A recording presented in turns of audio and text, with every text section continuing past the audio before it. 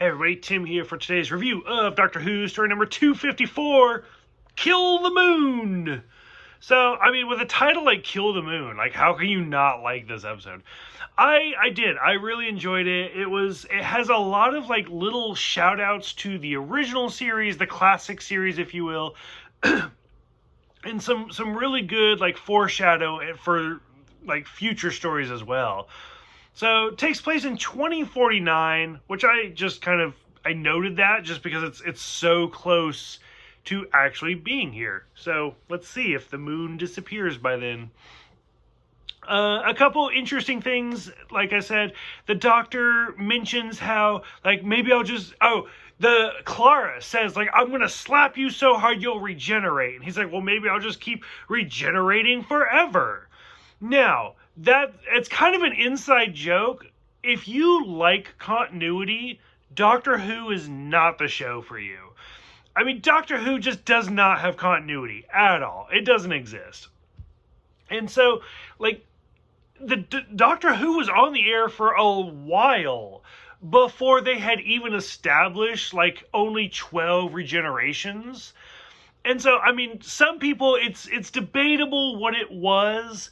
But if you go back to, like, the Brains of Morbius, and to me, the first time I ever saw that, I didn't even know about the 12 regeneration cycles.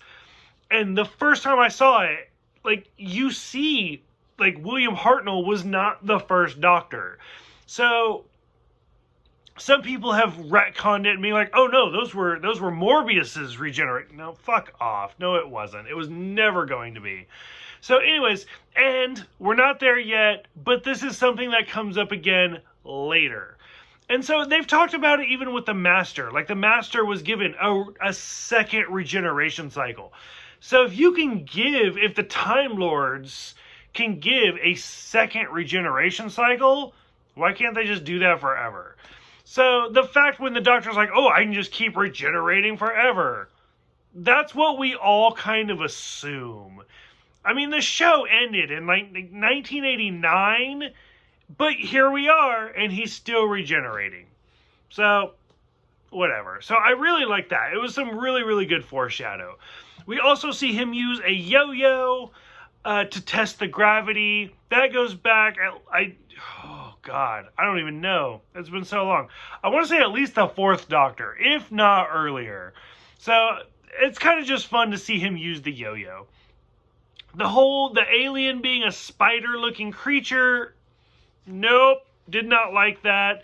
But again, it goes back to the 3rd Doctor. The 3rd Doctor was taken out by spiders. So I was like, okay, it is what it is. So we find out that the moon is an egg. I mean, it's not great, but I dig it. It's a fun story. And so the whole thing, and like Clara's speech about like, oh, well, why can't we do it? Like, just take it out. Let's just keep the moon. Well, some points in time you can change and some you can't.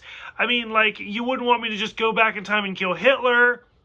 Great reference to the episode, Let's Kill Hitler. So I like that. Of course, and then at one point they're like, well, how do you know it's the moon? It could be a hologram.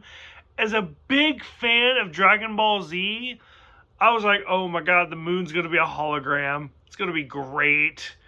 So, but they didn't. So instead the moon hatches, it's an alien, it flies away, but it lays another egg, which is a new moon, which is funny because a new moon is actually a term. So I was like, it's funny, I like it. So at the very end, Clara's little temper tantrum of like, you shouldn't have made me choose. That's what kind of killed it.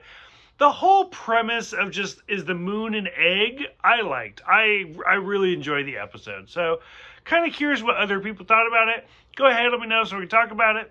Thank you guys for watching. Thank you for subscribing. I'll see you guys next time for Mummy on the Orient Express.